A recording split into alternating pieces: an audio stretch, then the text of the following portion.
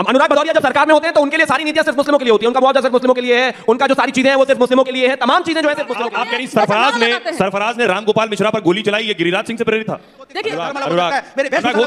आप हमारे हिंदुस्तान को भारतीय जनता पार्टी सिर्फ आपकी पार्टी का कोई सदस्य रामगोपाल मिश्रा के घर नहीं गया। अखिलेश यादव ने रामगोपाल मिश्रा की मौत पर कुछ नहीं कहा। हर जगह जहां पर भी रामनवमी की आता है तो पत्थरबाजी है, दुर्गा विसर्जन है तो पत्थरबाजी है, गणेश विसर्जन है तो पत्थरबाजी है। क्यों भाई? प्रदेश में 8 लाख की लिंचिंग हुई थी, यही समाजवादी के लोग थे, इन्होंने बाकायदा उसको 30 लाख तो दिए ही दिए, उसके 3 भाइयों तक को भी मुआवजा। ये कहा था कि दंगे में प्रभावित होने वाले मुसलमानों को सरकार 5 लाख देगी। आपसे क्या ही उम्मीद करेंगे भाई? हम कोई उम्मीद नहीं। लीजिए, इनको हिंदुओं में जाति क्यों चाहिए? और हिंदुओं के पिछड़े लोगों को ही इनको बेहतर करना है, मुसलमानों में जो पिछड़े हैं उनसे कोई लेना देना नहीं है। सरकार में थे जब भी मुसलमानों को ही देते थे, हिंदुओं को तब भी नहीं दिया। अच्छा, जब बीच में बोलते हैं तो अच्छा नहीं लगता ना? आप समझ में आ रहा है आपको? 2 तरीके के निजाम इस देश में चल रहे हैं। सिखों के गुरुद्वारे में, गोल्डन टेंपल में कोई एक आतंकवादी चला गया या आतंकवादी वहां छुप के चले गए, उस समय की सरकार ने गोल्डन टेंपल के अंदर तोप तमंचे सब लगा दिए हैं। और दूसरी तरफ चरारे शरीफ में जितने मुसलमान आतंकवादी चरारे शरीफ में बैठे थे उनको बिरयानी दी गई, वहां नहीं गई अंदर फौज हमारे यहाँ। तो आम आदमी क्या सोचता है? जय श्री राम। दोस्तों आज की डिबेट में बीजेपी की तरफ से शुभम त्यागी, राजेडी की तरफ से कंचना यादव और समाजवादी पार्टी की तरफ से अनुराग भदौरिया ने भाग लिया।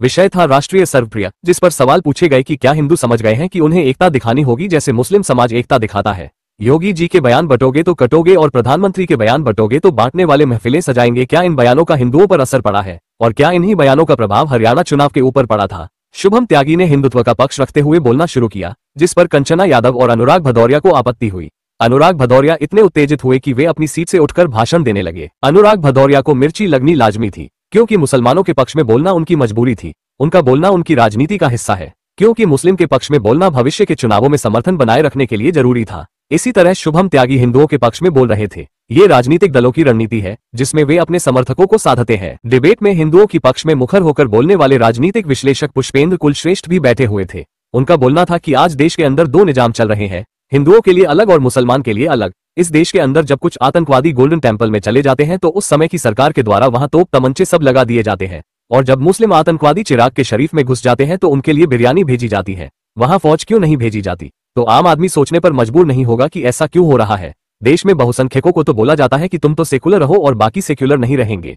इसीलिए आप हिंदुओं की समझ में भी आ रहा है कि हमें एक रहना होगा। हिंदुत्व और मुस्लिम के इसी विषय को लेकर शुभम त्यागी और पुष्पेंद्र कुलश्रेष्ठ ने समाजवादी पार्टी के अनुराग भदौरिया और आरजेडी की कंचना यादव को डिबेट में ऐसे धोया कि दोनों ने सपने में भी नहीं सोचा था। तो देखते हैं कि किस तरीके से शुभम त्यागी और पुष्पेंद्र कुलश्रेष्ठ ने इन दोनों एजेंडाधारी को डिबेट में मुंह दिखाने लायक नहीं छोड़ा। लेकिन आज हम जो घटनाएं देख रहे हैं, चाहे वो अभी चल रहा बहराइच का केस देख लें, उसमें जो हत्या हो रही है, जो मर्डर हो रहा है पुलिस के द्वारा, नॉर्मल लोगों के द्वारा, ये जो हत्या मर्डर हो रही है, हमें दिख रहा है ये अपराध एक नॉर्मल चलते फिरते हुए लोग कर रहे हैं, उनके अंदर ये चीज भरा हुआ है। लेकिन प्रेरित कहां से होते हैं? प्रेरित होते हैं गिरिराज सिंह जैसे लोगों से, योगी आदित्यनाथ जैसे लोगों से।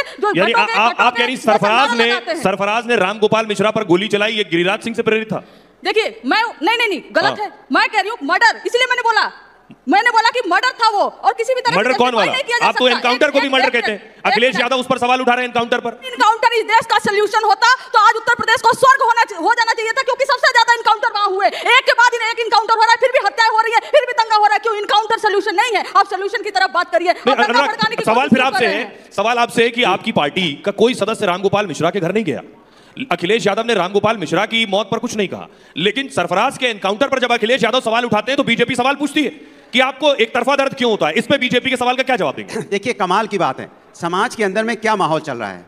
एक सरकार उत्तर प्रदेश में भारतीय जनता पार्टी की है। जब भारतीय जनता पार्टी की सरकार है तो पुलिस क्या कर रही थी, एलयू क्या कर रहा था, एलआईयू डिपार्टमेंट क्या कर रहा था, इंटेलिजेंस डिपार्टमेंट क्या कर रहा था, पुलिस प्रशासन क्या कर रहा था? भाई आपने रेकी क्यों नहीं की? आपको पता है कि वहां से जुलूस निकलेगा, कोई अप्रिय घटना हो सकती है, तो आपने क्यों नहीं वैसे व्यवस्थाएं की? आपने पहले आपकी पुलिस की कमजोरी की वजह से, पुलिस की नाकामी की वजह से आज हमारे बीच में रामगोपाल मिश्रा नहीं है। इसकी जिम्मेदार कोई होगा तो प्रशासन को नहीं दिया जाएगा, एक बात। दूसरी बात, जब वहां पे इस तरह की घटना हुई, पहले तो इस तरह की घटना हुई, अगर पुलिस प्रशासन वहां मौजूद होता तो योगी के इंसाफ पर क्या कहेंगे? बात सुनो ना, योगी के इंसाफ पर क्या कहेंगे? इंसाफ क्या गया? वहां पे दंगा करा दिया भाई।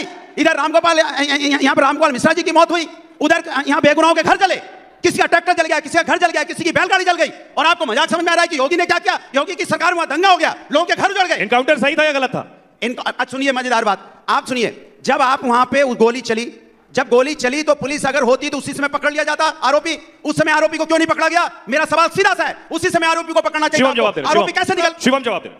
ना ये परेशानी उत्तर प्रदेश की है और ना ये परेशानी कानून व्यवस्था की है। सिर्फ इस देश में हर जगह जहां पर भी रामनवमी की यात्रा है तो पत्थरबाजी है, दुर्गा विसर्जन है तो पत्थरबाजी है, गणेश विसर्जन है तो पत्थरबाजी है। क्यों भाई? उत्तर प्रदेश है तो पत्थरबाजी है, वेस्ट बंगाल है तो पत्थरबाजी है, पंजाब है तो पत्थरबाजी है, झारखंड है तो पत्थरबाजी है। क्यों भाई? और ऐसा कैसे? ये हर जगह क्यों हो रहा है? ऐसा नहीं है कि झंडा उखाड़ दिया तो इसलिए गोली मार दी। अरे झंडा उखाड़ दिया तो गोली मार दोगे क्या? कमाल बात हो गई। झंडा उखाड़ दिया उसके बाद पुलिस, शिवम त्यागी ने तो कभी पत्थर उठाकर नहीं मारा। अगर उनको खतरा नहीं है तो मुझे खतरा क्यों है? मुझे पुलिस क्यों चाहिए अपना त्योहार मनाने के लिए? नहीं चाहिए भाई, वो अपने आप ही समझ ले तो बहुत साफ हो जाएगा। इन्होंने कहा कि सरफराज का जो है हत्या है और वो प्रेरित है भारतीय जनता पार्टी के नेताओं से। ये कुछ लिस्ट है। भारत यादव, ध्रुव त्यागी, गंगाराम, अंकित सक्सेना, किसान भरवाड़, कमलेश तिवारी, उमेश कोले, कन्हैया मित्तल, रिंकू शर्मा, रुपेश पांडे, रतन लाल, हर्षा, प्राची, निकिता, विष्णु गोस्वामी, चंदन प्रशांत, नीरज ट्विंकल। इसमें 2-2 साल की बच्चियां भी हैं जिनको मॉब लिंच किया गया। इनके पीछे कौन सा प्लान है भाई? इस पूरी दुनिया में लिंचिंग एक ही जगह से क्यों हो रही है? पत्थरबाजी एक ही तरफ से क्यों होती है? और ऊपर से समाजवादी वाले आ जाते हैं। प्रॉब्लम साफ है।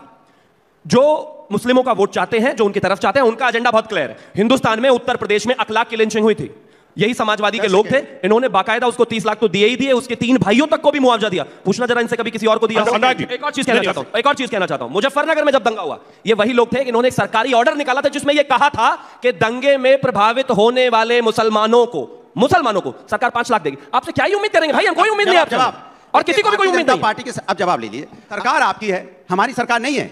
और आप मेरी तरफ देख देख के जो बार-बार ये बताओ सरकार में थे जब भी मुसलमानों को ही देते थे, हिंदुओं को तब भी नहीं दिया। अच्छा, जब बीच में बोलते हैं तो अच्छा नहीं लगता ना। आप समझ में आ रहा है आपको कैसे दिक्कत होती है?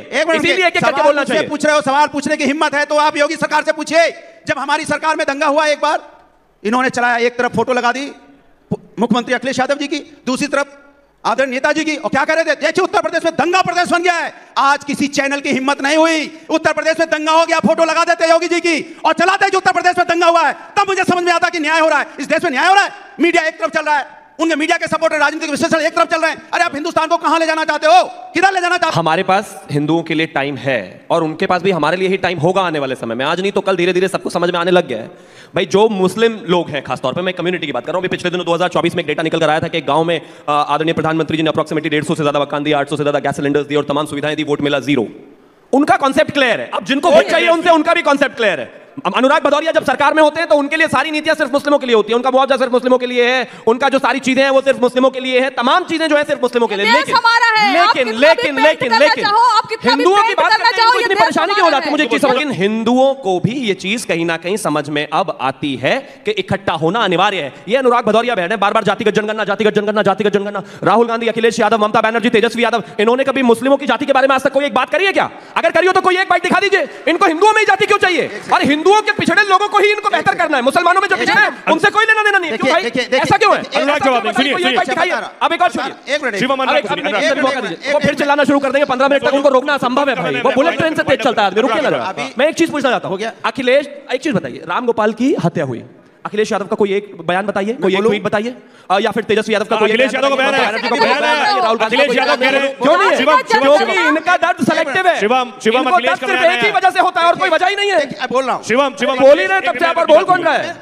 शिवम अखिलेश यादव का बयान आया है। उन्होंने कहा ये जो एनकाउंटर हो रहे हैं इन सब की जांच होगी और सब जेल जाएंगे, उनका ये बयान है। तो पुलिस को जेल भेजेंगे, गुंडे और गैंगस्टरों को अपनी पार्टी में भर लेंगे। इनको तो पुराना प्यार होता है। देखिए अभी पूरे विश्व में हमारा डंका क्यों पीटता है? क्योंकि विभिन्न धर्मों के बावजूद भी, विभिन्न वेशभूषाओं के बावजूद भी, विभिन्न भाषाओं के बावजूद भी हम सब एक हैं, क्योंकि विभिन्नता में एकता है। वही कह रहे हैं, हम बटेंगे तो बात ठीक है। उस खासियत को खत्म ये तो योगी आदित्यनाथ जी का नारा लगा रहे हैं, बताइए। अनेकता में एकता, मेरी पहचान को खत्म करना चाहती है भारतीय जनता पार्टी। अनेकता में एकता को खत्म करना चाहते हो आप। यही तो हमारी हिंदुस्तान की पहचान है, जिससे पूरा हिंदुस्तान हमारी तरफ देखता है। हम विश्व गुरु क्यों कहा जाते हैं? विश्व गुरु इसलिए कहे जाते हैं कि सभी को लेकर हम संभाल के एक साथ चलते हैं। हिंदुस्तान यहाँ बैठे हुए पूछ लीजिए, जितने लोग यहाँ बैठे, सबकी भाषाएं अलग होगी, सबकी वेशभूषा अलग होगी, लेकिन हम हिंदुस्तान एक है, एक है हिंदुस्तान। विभिन्न वेशभूषाओं के लोग हम सब एक साथ रहते हैं, एक साथ एक मोहल्ले में रहते हैं, एक स्कूल में पढ़ते हैं, एक स्कूल में पढ़ते हैं, हम सब एक कॉलेज में पढ़ते हैं। बेशक हमारी जाति अलग होती है, मेरा धर्म अलग हो सकता है, मेरी वेशभूषा अलग हो सकती है। आप हमारे हिंदुस्तान को भारतीय जनता पार्टी सिर्फ और सिर्फ अनुराग अब आप रिपीट कर। शिवम, मैं एक चीज कहना चाहता हूं, देखिए इस सरकार 2014 से है, 2014 के बाद से आज तक इस देश की सरकार के एक भी ऑर्डर में अगर कहीं आपको भेदभाव मिला हो कि वहां हिंदू नहीं है, मुसलमान नहीं है, सब है बराबर है, सबको सुविधाएं बराबर है, सबको चीजें बराबर है, सबको घर बराबर है, सबको टॉयलेट्स बराबर है, सबको गैस बराबर है, लेकिन इस देश में हिंदुओं की बात करना गुनाह नहीं होना चाहिए। और कोई कम नहीं कह रहा, हम नहीं कहते कि हमें आप ज्यादा दीजिए, बस इतना है कि सरकारें बराबर बात कर ले, इतनी सी तो बात है। इनको पता नहीं क्यों इस बात का दर्द है। और एक और चीज, कोई नहीं कह रहा है मुसलमानों को इस देश से भगाने के लिए और भागने के लिए, बिल्कुल नहीं भागना चाहिए, उनको यही रहना चाहिए। लेकिन हाँ कुछ यही पॉलिटिकल nature- पार्टीज जो सिर्फ उनके जवाब नाम दे पर दो। राजनीति करती है, एक उनका बोरिया सेकंड, हिस्सा बनाना बहुत जरूरी है। 2 सेकंड। अरे आप 2 बताइए सेकंड कि करते हुए हमने- तभी चिल्ला रहे हैं, आपसे कुछ नहीं हो रहा है। अभी हमने पुष्पेंद्र जी, हर व्यक्ति मेरा है। पुष्पेंद्र जी, जो बात अनुराग कह रहे हैं, जिस बात की से हमने शुरुआत की थी कि पटेंगे तो कटेंगे, ये कहा गया कि बांग्लादेश में जो हो रहा है, जो पाकिस्तान में हुआ हिंदुओं के खिलाफ, वो एक नजीर है। उसको अगर आप देखेंगे तो हिंदुस्तान में ऐसा ना हो, इसलिए एकजुट होने की जरूरत है। देखिए, बांग्लादेश में जो हो रहा है वो भारत में ना हो, क्योंकि भारत पहले बांग्लादेश देख चुका है और कोई बांग्लादेश में नई बात नहीं हो रही है। इसी जम्मू कश्मीर के अंदर कश्मीरी मुसलमान पड़ोसी की मदद से उस स्टेट में रहने वाले कश्मीरी पंडितों के साथ क्या हुआ, तब योगी जी ने कोई बयान दिया था, तब आरएसएस ने कोई बयान दिया था, तब बीजेपी ने कोई बयान दिया था, जनसंघ ने कोई बयान दिया था। एक तरफा इस देश में आप 2 तरीके के निज़ाम इस देश में चल रहे हैं। सिखों के गुरुद्वारे में, गोल्डन टेम्पल में कोई एक आतंकवादी चला गया या आतंकवादी वहाँ छुप के चले गए, उस समय की सरकार ने गोल्डन टेम्पल के अंदर तोप तमंचे सब लगा दिए। और दूसरी तरफ चरारे शरीफ में जितने मुसलमान आतंकवादी चरारे शरीफ में बैठे थे उनको बिरयानी दी गई, वहां नहीं गई अंदर फौज हमारे यहां। तो आम आदमी क्या सोचेगा इस देश में? क्या सोचेगा कि 2 विधान चल रहे हैं? जिस संविधान की बात सुबह से लेकर शाम तक होती है और बहुत लोग कहते हैं कि संविधान बदल, संविधान तो पैदा होते ही बदल दिया गया था। जिस संविधान की बात आप कह रहे हैं उस संविधान में से कितनी चीजें उसी वक्त बदल दी गई। और आज के संविधान की बात, ये सबसे बड़ा झूठ है भारत में कि ये संविधान सेकुलर है। लिखने से सेकुलर नहीं हुआ था। डिबेट कॉन्स्टिट्यूशन असेंबली में भी हुई थी, तब भी अंबेडकर ने मना किया था सेकुलर शब्द के लिए। लेकिन जब 76 में सेकुलर हो गया तो मेरा सवाल थोड़ी देर के लिए मान लिया भाई संविधान सेकुलर है, सब बराबर हैं। अगर संविधान सेकुलर है, सब बराबर हैं, तो माइनॉरिटी कमीशन, माइनॉरिटी मिनिस्ट्री, मुस्लिम वक्फ बोर्ड, ये क्यों बने हुए हैं? सबको बराबर का अधिकार है। फिर सच्चर कमीशन 3,500 करोड़ का क्यों बना हुआ है? सच्चर कमीशन से सिर्फ मुसलमान के बेटी बेटे को आईएएस बनाने के लिए पैसा क्यों है? क्या ब्राह्मण का, दलित का, यादव का बेटा गरीब नहीं है? तो संविधान को सेकुलर बनाया, तब से संविधान कतई सेकुलर नहीं है। संविधान के होने के बावजूद भी इस देश की मेजॉरिटी से कहा जाता है तुम सेकुलर रहो, बाकी सेकुलर नहीं रहेंगे। आई होप कि आपको वीडियो पसंद आएगी। वीडियो पसंद आए तो लाइक कीजिए और शेयर कीजिए।